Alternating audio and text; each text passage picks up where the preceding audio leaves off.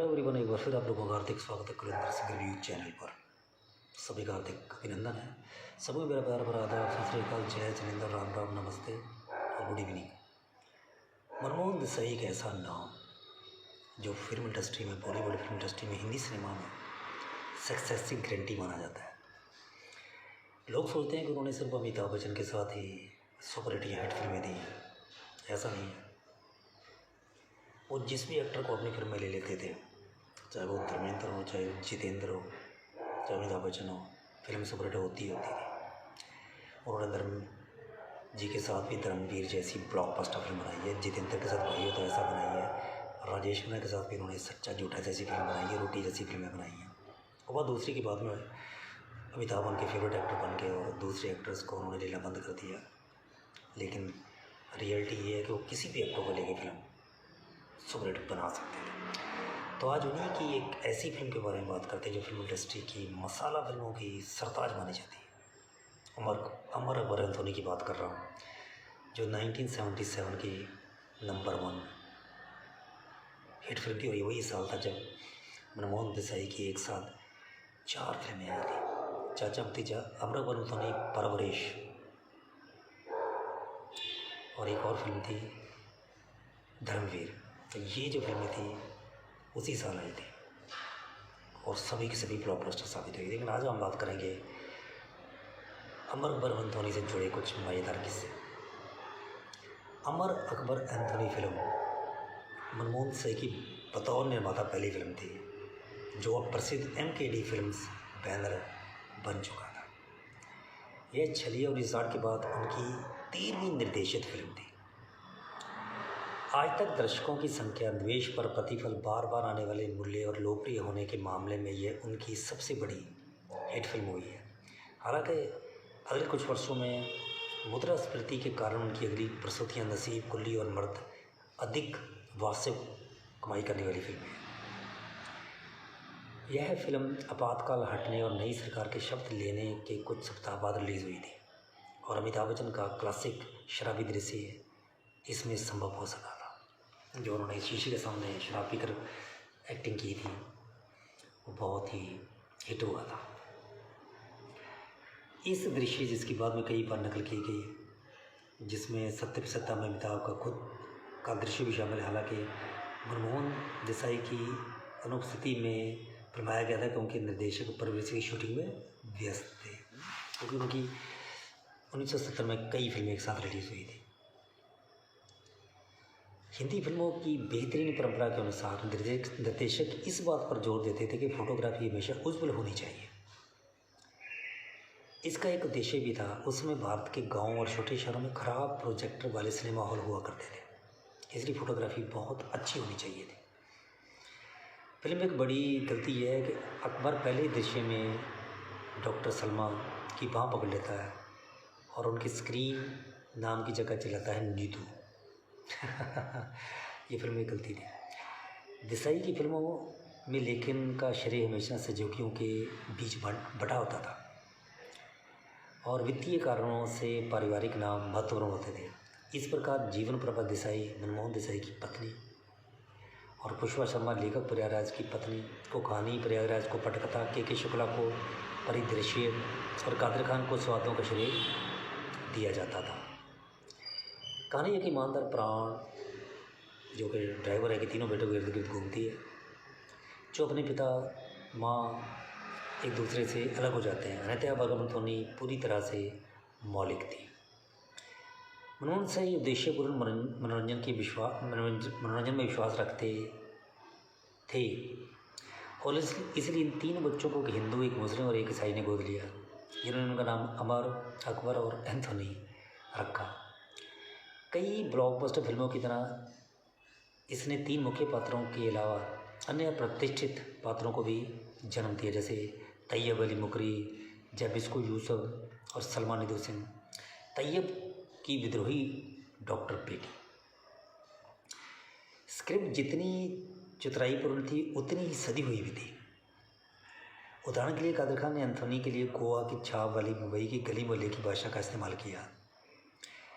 अमर के लिए सामान्य हिंदी और अकबर के लिए शुद्ध उर्दू का संवाद। हिंदी सिनेमा के शायद सबसे इलॉजिकल दृश्य को जनता से वर्णन किया, जिसमें एक बहुत ही सूक्ष्म भावनात्मक अज्ञाता जिसमें हमने तीनों नायकों द्वारा एक साथ एक माँ को रक्त चढ़ाने का दृश्य देखा, जो बिल्कुल भी इलॉजिकल था। जहाँ बैकग्राउंड में खून खून होता है पानी नहीं गाना जोड़ा गया था, जब संगीतकार लक्ष्मी पहले और गीतकार राम बख्शी ने इस एल्बम को हिट बना दिया था। इस फिल्म के साथ ही मनोहर सही के कैरियर में क्रांति आ गई, जहाँ से उन्होंने मनोरंजन में विश्वास करना शुरू कर दिया, जिसमें हाईलाइट आइटम शामिल थे। हर गाना, फाइट सीक्वेंस, कॉमिक सीन और इमोशनल सिचुएशन को मनोरंजन की एक मजबूत मेगा पैकेज के हिस्से के रूप में डिज़ाइन किया गया था। उन्होंने इस पैटर्न का पालन तब तक किया जब तक कि 1980 के दशक के अंत तक ये पैटर्न ख़त्म नहीं हो गया। गंगा जमुना सरस्वती के साथ ही उनका जादू चला गया। इस फिल्म के साथ अमिताभ बच्चन आधिकारिक तौर पर ट्रेंड में नंबर 1 बन गए। अमर बर्फ धोनी के बाद ही वो नंबर 1 बन गए थे। इसके साथ इनकी एंग्री यंग मैन वाली इमेज धीरे धीरे वन मैन एंटरटेनर द्वारा चेंज किया गया, जो गाने, नृत्य, झगड़े, कॉमेडी और नाटक से लेकर रोमांस तक सब कुछ करता है। वन मैन एंटरटेनर बन चुके थे वो। एंथोनी पर ज़्यादा जोर देने से फिल्म को काफ़ी फ़ायदा हुआ। लोगों को उनका किरदार काफ़ी पसंद आया और फिल्म ने 1970 में सभी फिल्मों को पीछे छोड़ दिया। इस फिल्म ने मुंबई के रिकॉर्ड 9 सिनेमा हॉल में 25 हफ्ते पूरे किए, जो ऐसा करने वाली पहली फिल्म थी। इसने शहर में 75 हफ्ते पूरे किए और कथित तौर पर अन्य केंद्रों में इससे भी ज़्यादा समय तक चली। यह उस साल मनमोहन सही की तीसरी ब्लॉकबस्टर थी। धर्मवीर और चाचा भतीजा 2 महीने पहले रिलीज हुई थी और फरवरी साल की आखिरी तिमाही में आई। इस दुर्लभ और अद्वितीय उपलब्धि के साथ देसाई ने इस साल में शीर्ष 5 हिट में से 4 का निर्देशन करने का विश्व रिकॉर्ड बनाया। धर्मवीर, परवरिश, चाचा भतीजा 5वें स्थान पर, तीसरे स्थान पर नरसिंह की हम किसी से कम नहीं रही। अमिताभ और विनोद के बीच टकराव चर्चा का विषय बन गया, जिसमें कुछ हास्य दृश्य और धीमी गति के दृश्य भी शामिल थे। मोहम्मद रफ़ी की पहली ऋषि कपूर की कव्वाली पर्दा है पर्दा में ऑन स्क्रीन वर्जन में अमित कुमार ने अमिताभ के लिए हर अंतरे में अंत में एक लाइन पंच की थी, जबकि एल्बम वर्जन में सिर्फ रफ़ी ही थे। ये बाद में सोचा गया, इसलिए बच्चन दूसरी फिल्म के सेट से ब्रेक लेकर 2 घंटे की शूटिंग के लिए आए। शिरडी वाले साईं बाबा गाने के बाद माँ को चमत्कारिक रूप से अपनी दृष्टि वापस मिल जाती है, जो उसने परिवार के अलग होने पर आत्महत्या का प्रयास करते समय खो दी थी। संयोग से एक और हिट फिल्म शिरडी के साईं बाबा, जिसमें शिरडी के संत के लिए 2 लोकप्रिय रफ़ी भक्ति गीत भी थे, उसी वर्ष बाद में रिलीज़ हुई। तैयब बलवी प्यार का दुश्मन रफ़ी एक कॉमेडी नंबर 1974 में कुआरा बाप के चार्ट बस्टर साजरे गली मेरी माँ के बाद ट्रांसजेंडरों को कोरल आवाज़ का उपयोग करने वाला दूसरा रफ़ी कॉमिक गीत था। My name is Anthony गोन्साल्वेस Kishore Kumar द्वारा गाया और गोवा के उस नाम के एक वास्तविक संगीत प्रतिभा को श्रद्धांजलि के रूप में रचा गया था, जिन्होंने पैरेलल को संगीत से गाया था। अमिताभ पर आधारित ईस्टर गीत में उन्होंने मुख्य गीत के बीच में जानबूझकर निरर्थक पंक्तियाँ बोली, जिसे उन्होंने स्वयं लिखा था। हालांकि ये पंक्ति आप एक परिष्कृत वक्ता हैं तो अपनी वाचलता के अतिरिक्त से मदहोश हैं।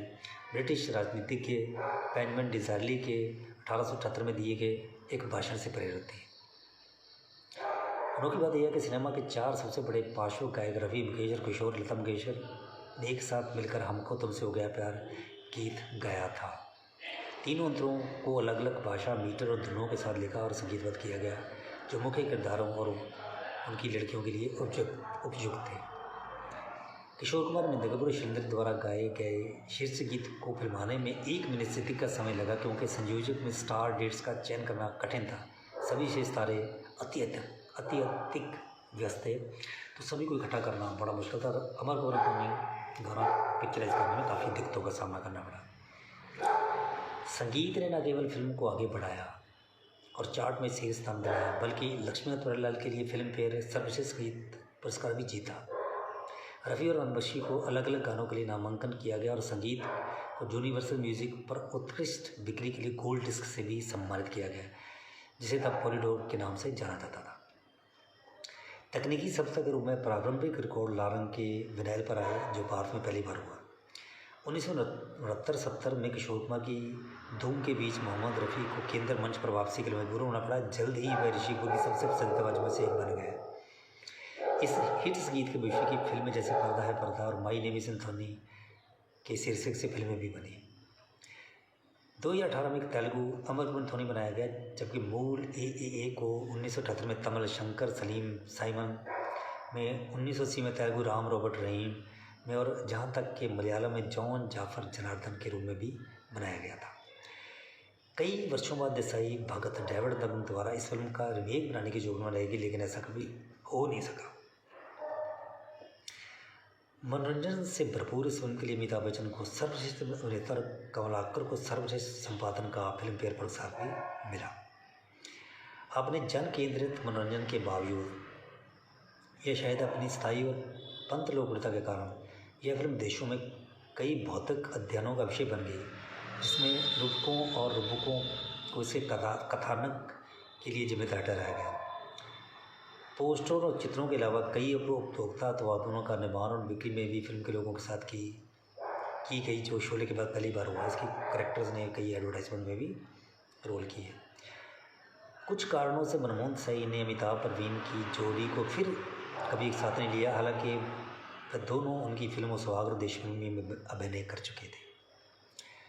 अमर एंथोनी उस वर्ष रिलीज़ हुई 5 फिल्मों में से एक थी, जिसमें विनोद खन्ना और शबाना आज़मी ने रोमांटिक भूमिका निभाई थी, जिनमें से एक उनकी परवरिश भी थी। अनुमान है कि उस समय फिल्म ने 7 करोड़ 25 लाख रुपए का कमाए थे। मुद्रास्फीति को समायोजित करें तो ये आज भी बाहुबली की कमाई को पार करती है, यानी कि उस ज़माने में इतनी कमाई कर डाली थी कि ये आज भी कई बड़ी फिल्मों के कमाई करने के फुल बॉक्स कलेक्शन का रिकॉर्ड तोड़ती है। बहुत शुद्ध मनोरंजक फिल्म है। इसमें देखिए कि तीनों का कैरेक्टर बिल्कुल अलग अलग तरह के हैं। ऋषि कपूर को पूरी तरह उर्दू भाषा में दिखाया गया, उनका रहन सहन बिल्कुल मुसलमान वाला दिखाया गया, उनके कपड़े वगैरह। विनोद खन्ना को शुद्ध हिंदू दिखाया गया, उनको इंस्पेक्टर दिखाया गया, उनकी शुद्ध हिंदी रखी गई है। अमिताभ को बम्बैया भाषा दे दी गई, जो उन्होंने बड़े अच्छे तरीके से बोली। उनके शराबी के सीन बड़े फेमस हैं, आज भी लोग उनकी कॉपी करते हैं। तो कुल मिला के फिल्म बहुत अच्छी है, शुद्ध मनोरंजक फिल्म में। कभी मौका मिलेगा तो ज़रूर देखिएगा। मुझे ये फिल्म वैसे खास नहीं लगी। आप सोचोगे कि ऐसा क्यों हुआ।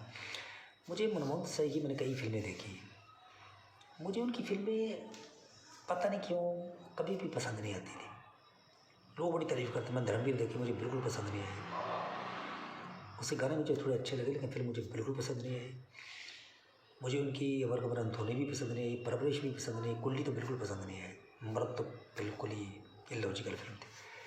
मुझे उनकी कुछ फिल्में पसंद आई हैं, जैसे आग गले लग जा, जो खुद मनमोहन देसाई की फेवरेट फिल्म है। वो देखिएगा, उसमें लगता है कि मनमोहन देसाई की वो वाकई फिल्में बनानी आती है। और एक सच्चा झूठा और एक रोटी, ये 3 फिल्में मुझे लगता है उनकी बेस्ट फिल्में हैं। बाकी फिल्में बिल्कुल बेकार हैं। और रोटी को अमिताभ बच्चन दोबारा बनाना चाहते थे। मनमोहन देसाई के साथ उनकी कई मीटिंग्स भी हुई थी, ऐसा मैंने कहीं इंटरव्यू में पढ़ा था। और मनमोहन देसाई ने कहा था कि अमिताभ बच्चन बड़े इंटरेस्टेड थे कि वो रोटी को दोबारा बनाएं, लेकिन ऐसा हो ना सका। लेकिन फिर भी चलो, मनमोहन देसाई एक सबंध निर्देशक हैं। तो मैंने बताया कि मुझे उनकी फिल्में कभी पसंद नहीं आती थी। अगर आपको पसंद आती तो बता सकते। मेरे हिसाब से उनकी सर्वश्रेष्ठ फिल्में रोटी, आग गले लग जा, और एक उनकी फिल्म आई थी छलिया, वो भी अच्छी है। और एक भाइयों तो ऐसा फिल्म को भी आप थोड़ा अच्छा कह सकते हैं। ये उनकी कुछ खास फिल्में हैं। अन्यथा बाकी फिल्में तो उनकी जस्ट एवरेज है। Thanks for watching my video.